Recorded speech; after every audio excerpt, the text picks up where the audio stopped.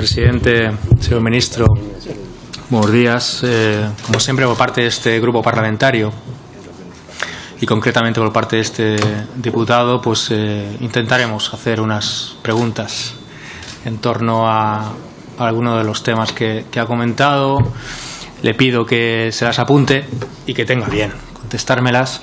Sí que aprovecho para empezar denunciando el hecho de que podríamos comentar hoy otro tema muy interesante, vetado por su partido, por el Partido Socialista Obrero Español y Diputación Permanente, un tema gravísimo que es una serie de denuncias por parte del fotoperiodista Jordi Borràs y diputados de Esquerra Republicana como Jen Díaz y Joan María Llobé en torno a agresiones e insultos por parte de policías nacionales. Hubiera sido muy interesante, pero el PSOE lo vetó. Simplemente decirle al PSOE que por parte de Esquerra Republicana tendremos mucha memoria. Empezamos. La primera pregunta.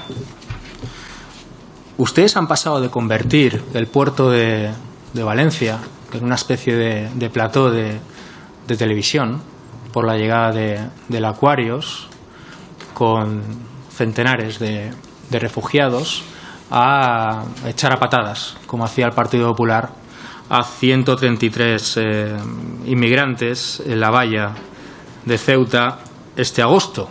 La pregunta cae por su propio peso. ¿Qué ha pasado?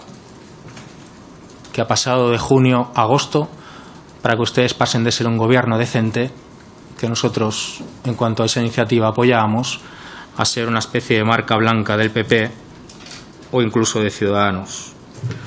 Ustedes alegan un acuerdo bilateral, una especie de acuerdo bilateral, firmado hace 26 años con Marruecos. Un acuerdo que Cáritas, Colectivo por la Paz, SOS Racismo y Red Española de Migración, poco sospechosas de ser separatistas bolivarianos, llevan 26 años denunciando como alegal y contrario a los derechos humanos. También la pregunta cae por su propio peso.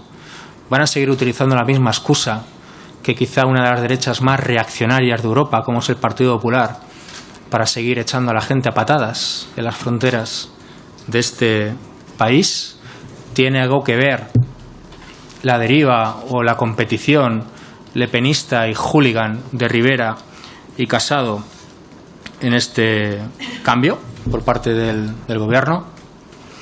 Sería muy interesante de saber y será muy interesante también de no tener una barra brava comentándome a la izquierda, señor presidente, todo lo que digo. Señor presidente, si deja el móvil, señor presidente, me hablan por la izquierda. Pero usted limítese a su intervención y no diga al presidente lo que tiene o debe dejar de hacer. Yo no ni he intervenido ni nadie ha intervenido. Alguien ha hecho algún ruido y le he llamado la atención para que callaran, porque alguien ha hecho un comentario y simplemente ha hecho, oye, ¿vale? Y no hay nada que interfiera en su intervención, la cual estamos respetando todos, y el primero, el presidente. Tiene la palabra. Por favor, continúe y no consuma más de su tiempo. Espero que el grupo de WhatsApp sea interesante. Segunda pregunta. Ustedes... Le vuelvo a decir que se remita a su intervención y no haga comentarios sobre lo que yo hago o dejo de hacer, que lo que es mi papel aquí es moderar este debate y garantizar sus derechos como diputado en su intervención, cosa que estoy haciendo. Puede seguir con su intervención. Pues hágalo y deje el dedito. Segunda pregunta. Por favor, hay gente que le gusta. Este presidente no va a caer en provocaciones. Siga con su intervención. Sería la novedad. Segunda pregunta.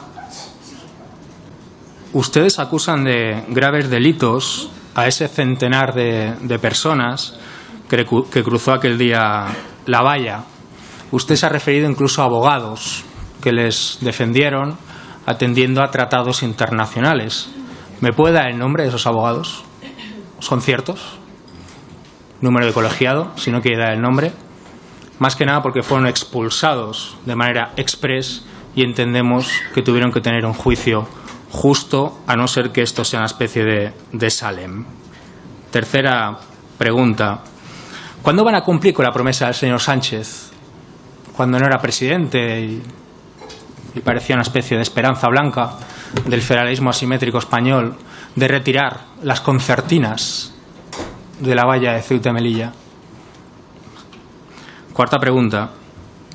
Hay gobiernos y ayuntamientos en Cataluña, como usted bien sabe, que están dispuestos a acoger refugiados, como Open Arms así ha reconocido.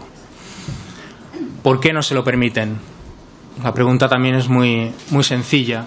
Y esto ya es una curiosidad. ¿Cómo se puede decir en platos de televisión, de forma reiterada, que el gobierno catalán es xenófobo y racista, cuando es un gobierno con un consejero de origen marroquí y de los que acoge a más refugiados? ¿Cómo se puede decir eso? En cualquier país normal, con unos medios de comunicación imparciales, sería una indecencia. Quinta pregunta. ¿Me puede decir exactamente qué hablaron Angela Merkel y Pedro Sánchez en su paseo y reunión? Le pido silencio, por favor. Muchas gracias, señor presidente. Nuevo presidente, por cierto. ¿Qué dijeron en su paseo en este agosto, en torno a la política de inmigración? Y sobre todo si el PSOE, si su gobierno o usted mismo está dispuesto a encabezar una reforma normativa a nivel europeo, tal y como piden las principales ONGs en este tema, que ayuden a la gente que está llegando a Europa huyendo de la miseria, muchas veces una miseria provocada por nosotros mismos. Sexta pregunta, y esta es un clásico y me la piden también las ONGs. ¿Tiene pensado asumir usted mismo o hacer asumir a los responsables responsabilidades por los 15 inmigrantes muertos hace 4 años en el Tarajal por pelotazos desde un espigón por parte de la Guardia Civil? Silencio, por favor. Respetemos al orador. Séptima pregunta. También es una pregunta de las ONGs. ¿Es cierto, ustedes que son tan garantes de la soberanía nacional, conjuntamente con el PP y con Ciudadanos, que se dan golpes de pecho con el tema este de la unidad de la patria y tal, que están cediendo soberanía a Marruecos, territorio, tierra, a Marruecos, para que se encarguen de echar a patadas a la gente en la valla? No lo digo yo, lo dicen ONGs que están in situ. Si fuera cierto, sería gravísimo. Y octava pregunta. ¿Por qué la custodia, y leo textualmente ordenación, que suena un poco a eso de yo no soy racista, soy ordenado, del denominado Tarajal 2, está privatizada? ¿Cómo es posible? Si no es cierto, seguramente lo contestará. ¿Cómo es posible? Espero que no sea cierto. Espero que el compañero del Partido Popular tenga razón, y yo estoy equivocado. Más que nada porque sería gravísimo. Nos encantaría saber exactamente cómo se otorgó ese contrato. Y usted, señor Marlaska, es valiente. Lo ha demostrado en diferentes ocasiones a lo largo de su carrera profesional. No está apuntando ni una de mis preguntas, pero espero que esta sí que se la apunte. Ya. Sí. De hecho, tengo esa esperanza, de como es opositor y con éxito. ¿Qué le parece que la Policía Nacional insulte y pegue a disidencia política en Cataluña? Me salto el veto de su partido con esta pregunta, pero sería muy valiente y muy interesante por su parte contestarla. Muchas gracias. Muchas gracias, señoría. Por el Grupo Ciudadanos, señor Gutiérrez. Gracias, señor presidente.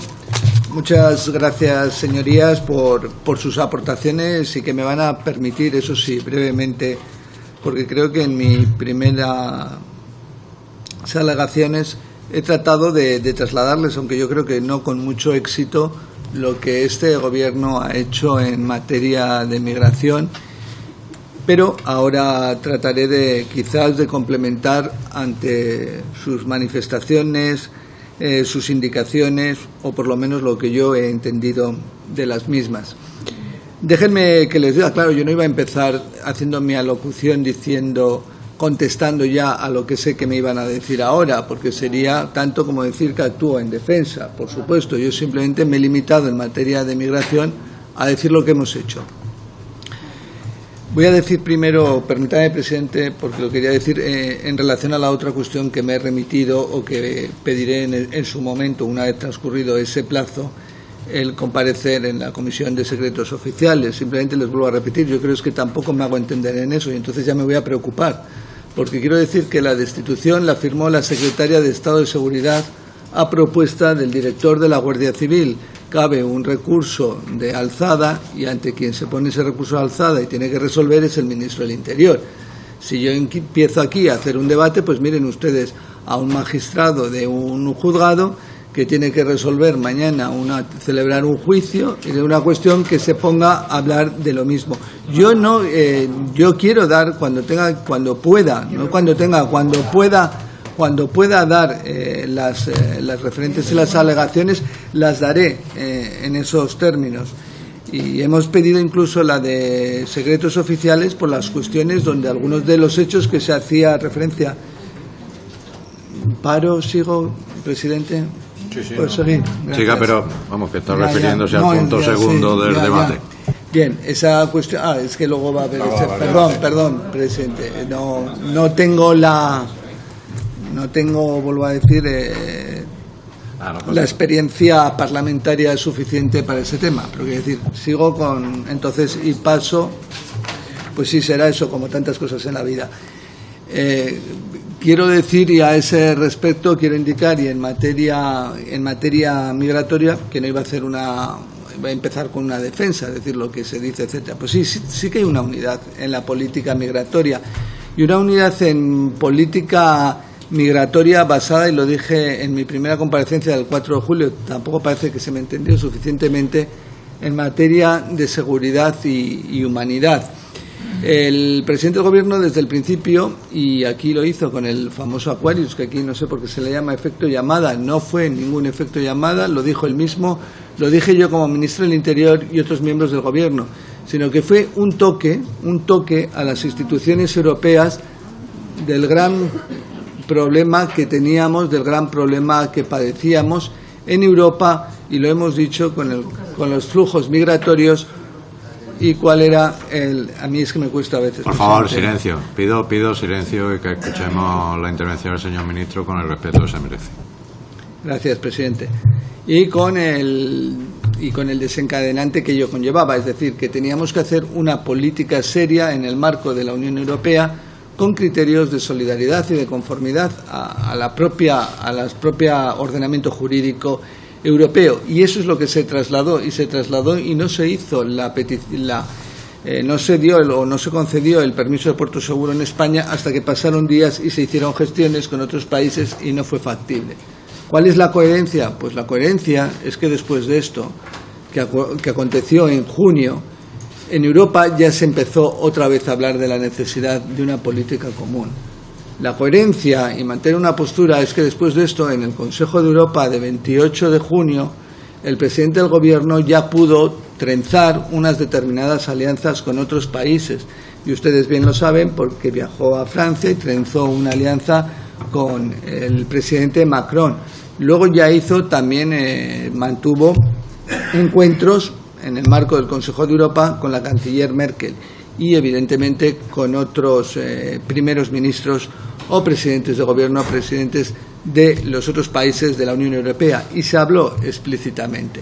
Y en el Consejo High de junio informal, en el que fui yo, ya se empezó otra vez a hablar de la política común, de la necesidad de una política común, de abordar la misma y de abordar, quiero decir, estoy aquí contestando un poco a todos, en parámetros evidentemente estructurales, es decir, que esto es un problema importante y a largo plazo, donde la Unión Europea tendrá que realizar políticas serias, constantes, de política de ayuda a la cooperación, al desarrollo en los países de origen de estas personas y también con los países de tránsito. Vuelvo a decir, políticas serias. Y se está trabajando en la materia. Les voy a decir, la semana pasada, lo sabrán, distintos miembros, asesores importantes de los distintos gobiernos se reunieron también en Bruselas a esos mismos fines, con los fines de los barcos que salen de la zona oriental con migrantes y de la zona central que ha sido cerrada en los términos que he indicado anteriormente, para que no nos veamos con soluciones ad hoc, sino con soluciones estructurales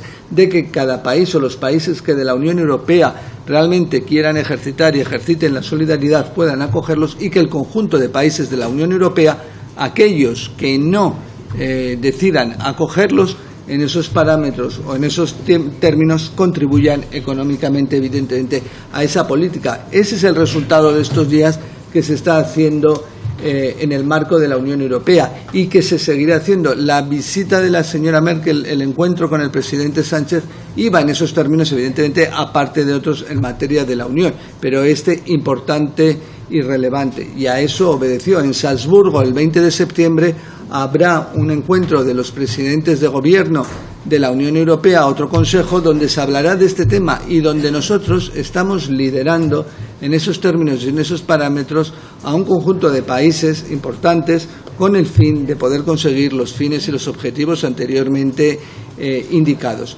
Eso es una política estructural, pero también tenemos la política coyuntural, y esos mismos alianzas trenzadas van trenzadas al problema actual que tenemos unos focos migratorios, flujos migratorios importantes que ya están ahí, que están presionando, pues por ejemplo, a Marruecos principalmente, y esos hay que abordarlos también de una manera, y eso es coyuntural. Eso no es la política estructural, que también está encaminada, dirigida y planeada y planteada en esos términos. Y también en esos parámetros se está abordando. Me dicen el efecto llamada, no, estaban ya ahí. Ustedes que se creen que, y mismo lo han dicho, que las personas que vienen de Níger, de Mali, que tienen que pasar desiertos, tropelías, explotaciones de las mafias, llegan en 2 días, llegan en 5 días, viajan como nosotros.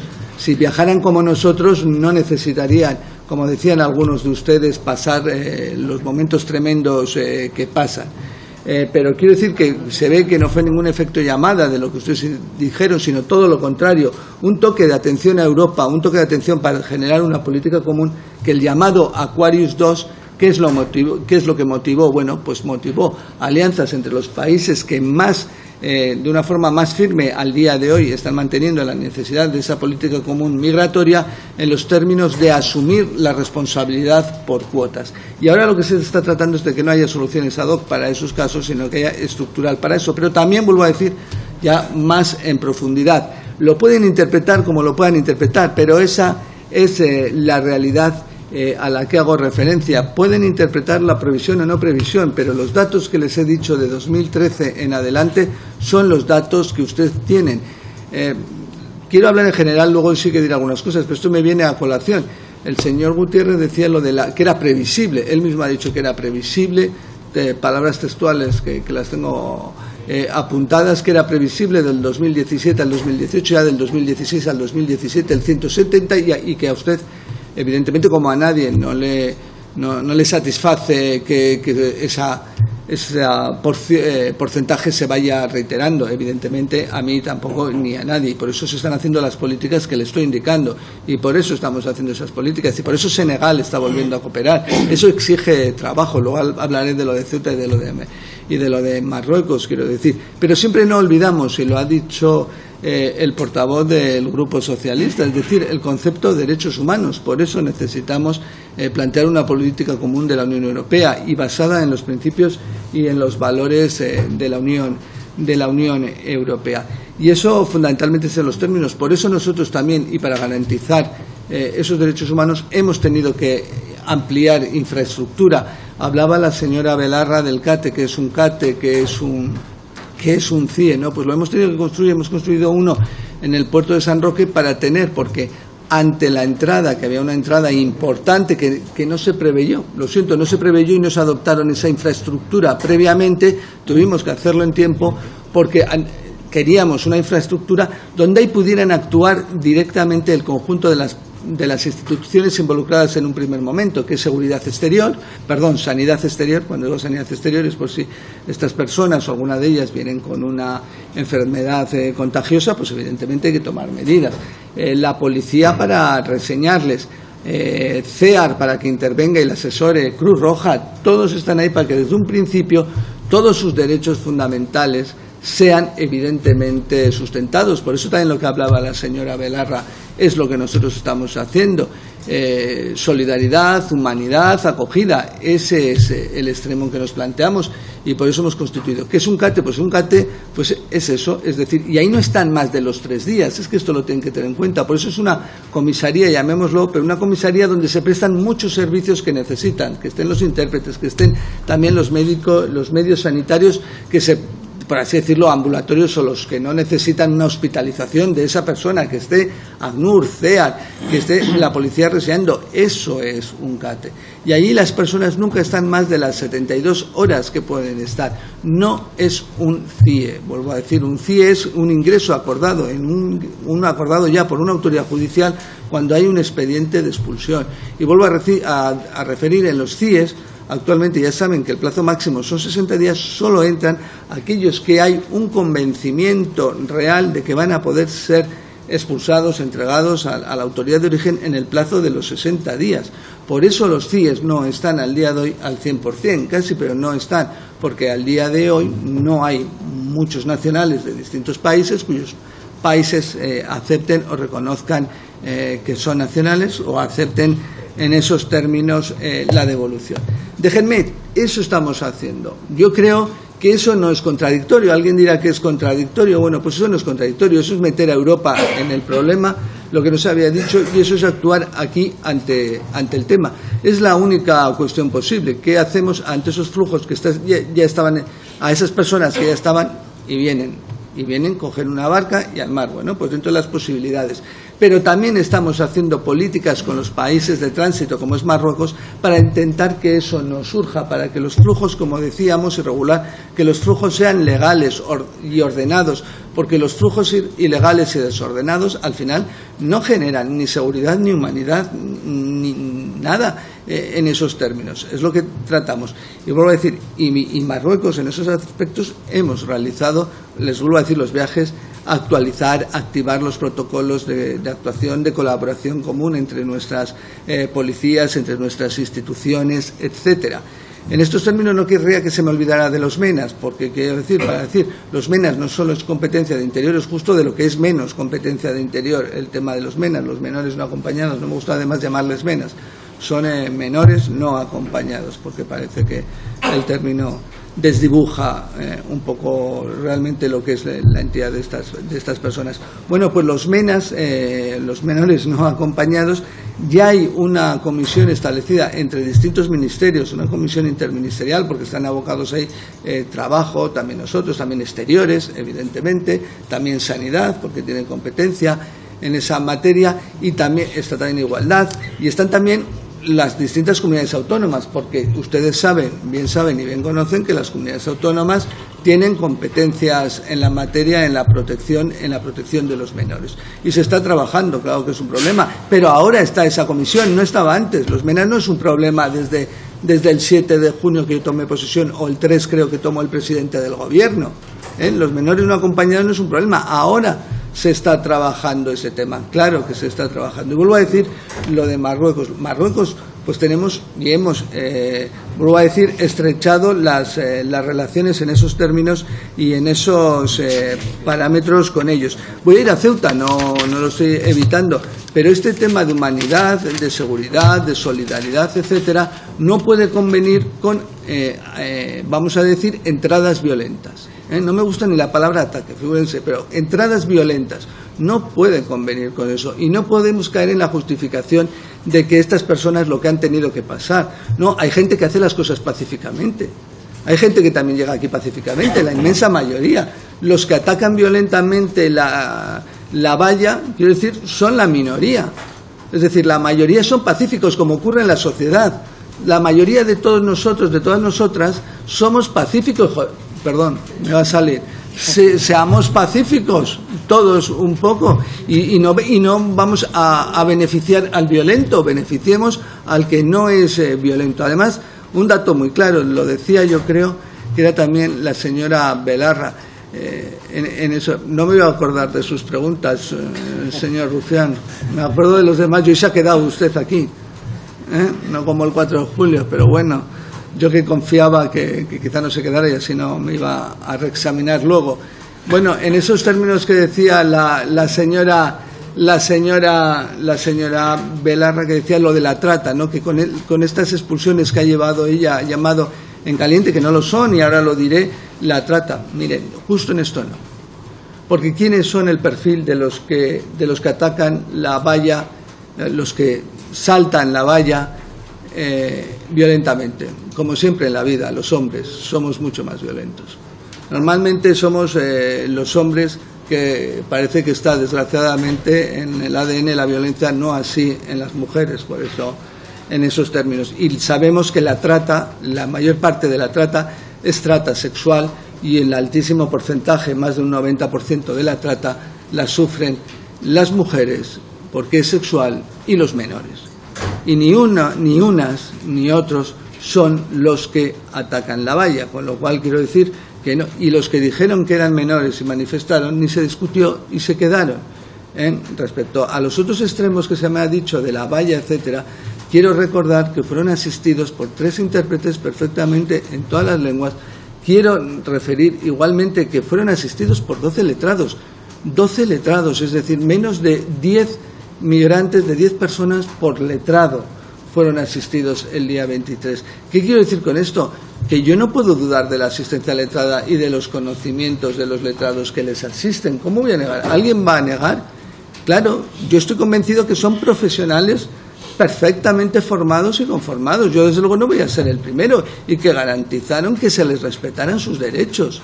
Aparte de que tengo la confianza plena, porque fueron las indicaciones políticas que se dieron, de que se respetaran los derechos, de que se les informara perfectamente de sus derechos, etcétera, lo cual no implicaba o conllevaba que se hiciera en un tiempo más que razonable. Estaba la asistencia letrada, pero aparte de dadas esas indicaciones, ya no estaban dudando de mí cuando la señora Belarra, quiero decir, sí dudaría también de mí, quiero decir, pero vuelvo a decir con su compromiso, porque es que estoy con ella conforme en el discurso que ha hecho de solidaridad, seguridad, humanidad. Se estaba dudando indirectamente de los letrados, quiero decir, porque sí, claro, porque si no los letrados inmediatamente hubieran dicho pide protección internacional, o voy a poner en este mismo momento cualquier cosa si se ve alguna vulneración de derechos. Yo soy juez, ahora no, pero soy juez, he estado en el juzgado de guardia mucho tiempo y sé de lo que va, y de los abogados y de la profesionalidad de los abogados. Y estoy convencido que en sitios como Ceuta, mucho más, porque conocen el tema mucho mejor que cualquier otro. Si me dijera usted que serían letrados del Colegio de Soria, con todo mi respeto a los letrados de Soria, pues quizá hasta teóricamente podíamos debatir. Pero justo los de Ceuta me parece bastante más difícil debatir sobre lo que conocen de esa realidad. Y puestos en esos extremos, las devoluciones, a diferencia de otras cuestiones, son de aquellas personas, como ocurrió en este caso, que se tiene certeza que han saltado la valla inmediatamente de forma ilegal. No es que les cojamos en la calle, luego no, son las personas que han saltado la valla, y eso es para donde están previstas la devolución. La devolución está prevista para esos supuestos, los que se están saltando, o para aquellos que ya tenían la orden de expulsión, la prohibición de entrada y han vuelto a hacerlo. Esos son los supuestos. Pero eso no excluye que haya un expediente, claro. Hay un expediente de devolución, que lo vuelvo a decir, donde se tramita con asistencia letrada, etcétera, y cualquier reconocimiento. Y si hubieran confirmado o solicitado protección internacional, en esos términos y en esos parámetros se hubiera acudido. Vuelvo a decir, 2 menores se quedaron, no había ninguna intención. La persona que tuvo necesidad de ser asistida en un centro hospitalario fue asistida, como faltaría más, es que obviedades me cuesta decirlas, pero faltaría más, y evidentemente no fue entregado. Quiero decir que esas son las cuestiones, y me dicen ustedes por qué Marruecos y ahora no ha habido ningún pago. Marruecos, lo diré 300 veces, es un país muy serio. Es que parece que todos tenemos que dar aquí lecciones a todo el mundo. Yo lo he dicho anteriormente, que lo de que no soy tan joven como para dar lecciones a todo el mundo y para saberlo todo. O sea, no, lo siento, no. Pero les diré una cuestión, ya que se ha hablado antes de que también, lo decía, de la sentencia del Tribunal Europeo de Derechos Humanos sobre las devoluciones en frontera, las devoluciones calientes, que está pendiente de la Gran Sala. La sentencia la primera que se dictó por la sección correspondiente, a la que se ha remitido a la Gran Sala, es de 3 de octubre, como todos saben, de 2017. En ella hay causas de no admisión, es decir, hubo denuncias plurales de vulneración de derechos fundamentales del convenio de 1950, y entre una de ellas es que si se la entrega en caliente a Marruecos, conllevaba necesariamente que se vulneraba el artículo 3 del convenio del 50, es decir, un peligro razonable serio de sufrir tratos inhumanos y degradantes. El Tribunal Europeo de Derechos Humanos, que es el mismo cuya sentencia hemos recurrido y que decimos o se pide que se visita, no lo admitió ni a trámite, no entró al fondo. Dijo: Marruecos, y por las circunstancias y por los que conocemos, debe ser calificado como un país seguro. Vuelvo a remitirme, si utilizamos una sentencia, la utilizamos. Utilizamos porque son los mismos magistrados los que han referido ese extremo. Y quiero decir que no podemos hacer sobre un país cuestiones cuando todos somos diferentes y todos debemos, y seguro, y nosotros los primeros, que mejorar en toda esta materia, porque evidentemente cualquier país no puede decir que ha llegado al culmen de cumplimiento o respeto de los derechos humanos y de las libertades fundamentales. Ya en este aspecto, brevemente, porque decía algunas cosas que me dan la atención, me decían, claro, pero ahora sí que me tengo que defender, señor Gutiérrez, me decían ustedes la falta de previsibilidad nuestra, no sé qué, que no hacemos, y usted ha utilizado, he dicho antes, la palabra previsible. En el 2017, y usted, que yo sepa, porque apoyaron los presupuestos, apoyaba al Partido Popular. No, digo que si eso era previsible, porque ustedes no exigieron nada. ¿Por qué no fueron? Déjeme terminar. Luego, si no le... Perdón, presidente, pero eso... déjeme, ¿por qué no fueron y por qué no se fotografiaron en Ceuta en esa ocasión, hace un año, preveyendo y diciendo que había que dar más medios? Bueno, pero por más favor, con fotito, pero con la fotito, quiero decir, con la fotito allí y con todos. ¿Por qué no fueron?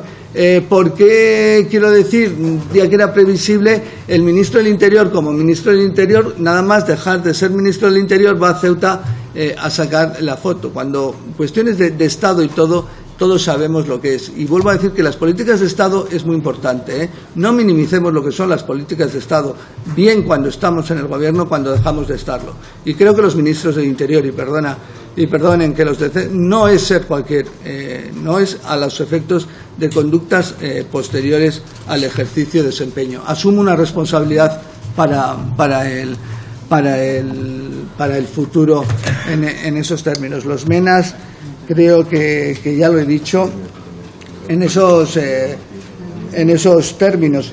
Y no ha sido una expulsión, vuelvo a decirle, ha hecho algunas preguntas al respecto, también Betty Arrangoiti, a la señora, pero y también Rufián en esos parámetros. Les vuelvo a repetir, había agresividad, no fue, como decía, que han dicho algunas ONGs, yo no lo dudo que lo hayan dicho, pero le he dado la respuesta, he intentado un poco deducir esas cuestiones de que evidentemente en este país, y yo soy ministro del Interior, y la Policía y la Guardia Civil no realiza ese tipo de conductas, no mantiene ese tipo de conductas ni actitudes, ni la mantuvo con estas personas que habían entrado en la forma indicada en esos extremos. Pero yo no voy a dudar de que alguien pueda decir lo contrario, pero le expongo lo que aconteció, la garantía, cómo se garantizó y se protegió sus derechos fundamentales en esos términos y cómo se devolvieron.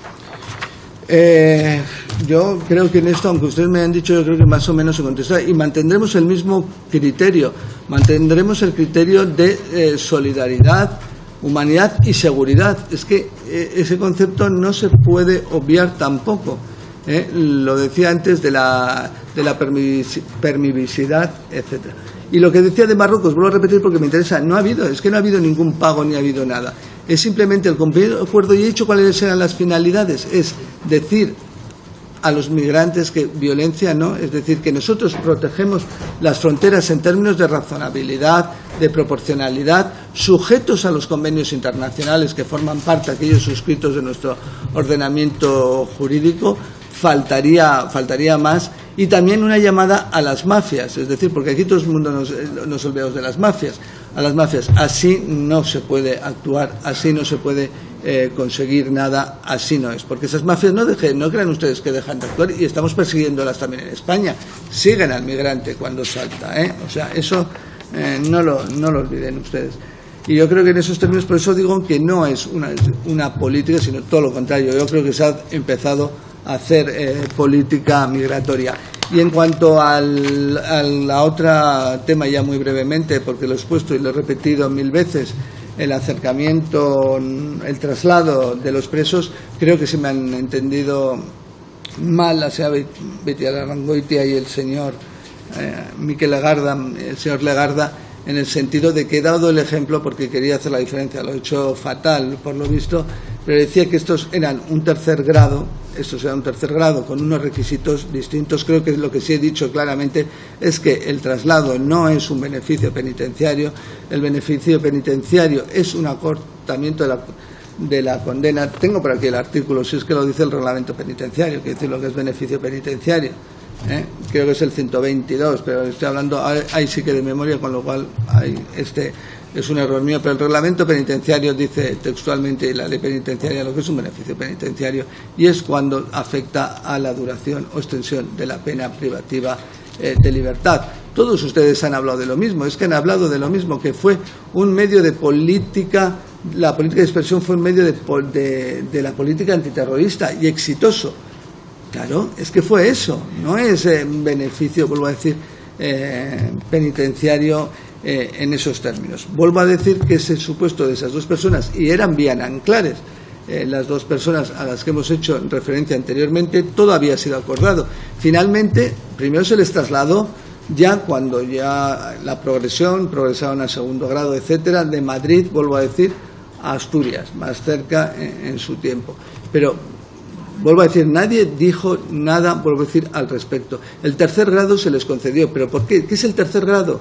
Y me estoy apartando, pero para que quede claro, es un régimen abierto. ¿Qué quiere decir régimen abierto? Que normalmente en los programas penitenciarios pues se establecen en esos términos, con el fin de que esta persona pueda salir, empezar a hacer vida en sociedad para cuando ya que tenga la libertad definitiva y retornar. Hombre, pues bastante razonable si hay un tercer grado. Cuando se concede el tercer grado ya se sabe que el lugar adecuado, razonable, donde tenga que estar es donde tiene o va a tener su residencia, porque si no, ¿qué hace si le dejamos en Asturias? Sale a la mañana, vuelve a la noche, ¿y qué hace durante el día? O hay que buscar allí, o necesariamente puede encontrar mucho más difícil porque no tiene nexos personales, sociales, etcétera, un trabajo. Pues no, pues lo lógico es que vayan. Es decir, hay de suyo, el acercamiento iba de suyo con el propio concesión del tercer grado. Yo digo lo que punto es creo algo objetivo y concreto, y reitero, no es un beneficio penitenciario, y lo tendré que decir 3 veces.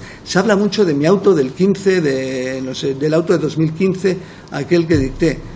Bueno, lo vuelvo a repetir, en el 2015 parece que la gente todavía olvida que la organización terrorista ETA no estaba disuelta. Parece que la gente olvida que en el año 2015, cuando yo soy ponente de ese auto, hubo, pero que ya lo dije en una comparecencia en el Congreso de Diputados, que el ministro del Interior, Fernández Díaz, había manifestado cómo, disuelta la organización terrorista ETA, la política de dispersión dejaba de tener sentido. Yo no me voy a alargar, porque quiero decir que cuál es mi política penitenciaria, si lo he hecho en todas las comparecencias que he estado, vuelvo a decir, en las pocas que he estado, pero siempre se me ha hecho la misma pregunta. Quiero decir que por eso lo he expuesto. Que va a haber acercamientos. Claro que va a haber acercamientos, vuelvo a decir, y no es un beneficio penitenciario, y se van a estudiar individualmente, se están estudiando individualmente, como empezó a estudiarlo el 25 de febrero el Partido Popular, cuando mandó a instituciones penitenciarias a todos los directores de centro, que de centro es un hecho objetivo, y que preguntaran, que se les informara sobre todos los presos de la organización terrorista ETA. Se les pidió, entre otros extremos, eso sí que lo quiero decir textualmente, que dijeran quiénes habían progresado de grado o habían interesado en la progresión de grado, quiénes habían pedido permisos o disfrutaban de permisos, cuáles eran sus destinos, es decir, si participaban dentro del centro penitenciario realizando distintos trabajos, distintas labores. participación en programas de tratamiento y actividades, actualización y notificación de los programas individualizados de tratamiento, etc., etc. Esto se pide el 25 de febrero. ¿Esto es algo habitual, normal, o tiene alguna finalidad concreta o dirigido a algo? Bueno, si esto es razonable, quiero decir, porque estos son los criterios entre los que se tendrán que tener en cuenta, y lo pienso, pero es que es algo objetivo, es que no me estoy inventando, y espero que no sea noticia, porque si esto no es lo objetivo, estos serán los parámetros que se tendrán y se tienen en cuenta o se tendrán en cuenta, evidentemente, para los traslados de todos estos, de los presos que existen. Que en la actualidad, por si quieren saberlo, a fecha 22 de agosto de 2018 son 233 presos. Son 205 mujeres, 205 hombres, 28 mujeres, y están en régimen cerrado 203, es decir, en primer grado, que es uno de los elementos, porque saben que cuando se traslada a una persona tiene que ir a un centro donde haya también módulos para el grado de tratamiento, de clasificación en el que se encuentre. Bueno, pues 203 están en régimen cerrado, primer grado, que quiere decir que es lo que se considera el elemento, el primero, el más peligroso, el más debido, etcétera, a los fines. 28 están en régimen ordinario, es decir, están en segundo grado, y en régimen abierto están 2 personas, los 2 que hemos aludido anteriormente, los que parecía que ya era la debacle en la política, que ya estábamos pagando un supuesto precio que habíamos pagado. Bueno, pues estos son Viana Anclares y son los 2 que fueron a Basauri. Están en distintas comunidades, esos datos yo se los puedo facilitar. Y aparte, que vuelvo a decir que esos son criterios objetivos y que se tendrán en cuenta y que se están valorando, y ya se está trabajando en ello, pero es que eso ustedes lo tienen que tener en cuenta, pero se está trabajando por los profesionales, con tranquilidad y de forma individualizada y cumpliendo la ley. Alguien ha dicho o ha referido en un momento lo del cumplimiento de la ley, y me lo he quedado porque es que es lo esencial, ¿no? Decía, el Estado no le debe nada a ETA, así que no tiene que dejar de aplicar la ley. Esto lo ha dicho mi buena amiga Marimar Blanco. Eso es lo que ha dicho textualmente, y eso es a lo que yo me comprometo, porque comparto esta frase: el Estado no le debe nada a ETA, así que no tiene que dejar de aplicar la ley. Y yo, siendo ministro del Interior, este Gobierno aplicará la ley en los términos que he indicado. Y permítanme terminar ya, porque creo que este tema ya hemos hablado mucho. Evidentemente se comunicará a las víctimas previamente cada resolución que se adopte en esos términos, y evidentemente a sus señorías y a todo el mundo, pero evidentemente los primeros a las víctimas, y según se vaya haciendo, pero en los términos, y lo seguiré diciendo y lo diré las veces que sea necesario.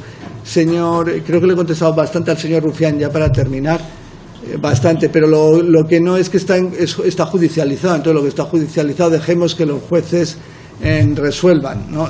Esa cosa de la separación de poderes. Y gracias por llamarme valiente, no está mal, ¿eh? Y la señora, ya si me permite el presidente Betia Larrangoitia, le mandé unos deberes que no sé si cumplió, de leer una resolución o parte de una resolución. Los leyó, ¿no? Muchas gracias. Muchas gracias, señor ministro. Vamos a iniciar el turno de réplica de los grupos por